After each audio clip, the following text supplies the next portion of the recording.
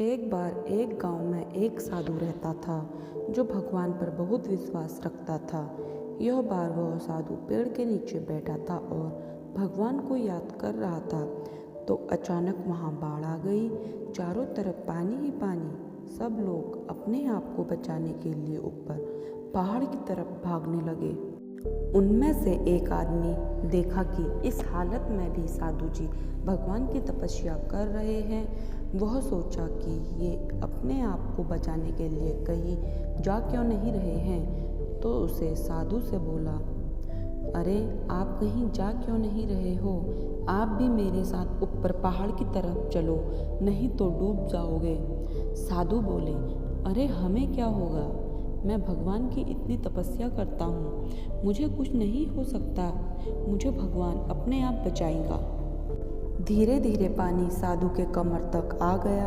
अब लोग वहाँ से नाव लेकर निकलने लगे तो उनमें से एक साधु ने कहा, मेरे पानी आपके कमर तक आ गया है, आप हमारे साथ चलो। तो साधु ने कहा कि नहीं नहीं, भगवान मुझे अपने आप बचाएगा।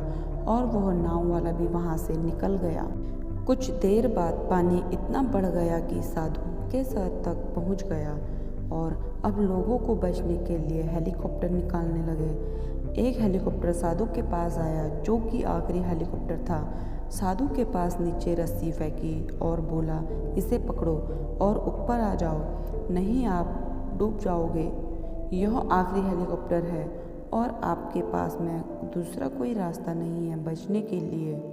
साधु ने कहा, यह रस्सी वापस ऊपर खींच लो और आप चले जाओ, मुझे भगवान के ऊपर पूरा भरोसा है, वह मुझे बचा लेगा।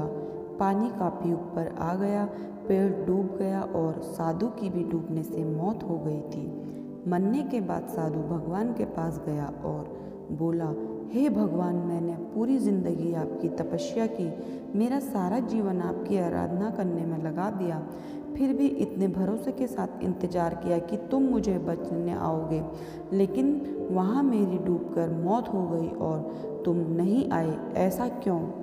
भगवान बोले, मूर्ख इंसान, एक नहीं 3 बार आया था, वो तीनों बार मैं ही तो था। पहला पैदल, दूसरा नाव के द्वारा और तीसरा हेलीकॉप्टर के द्वारा, लेकिन तुमने मेरा एक भी अवसर पहचान नहीं पाया। पता नहीं किसका इंतज़ार कर रहा था।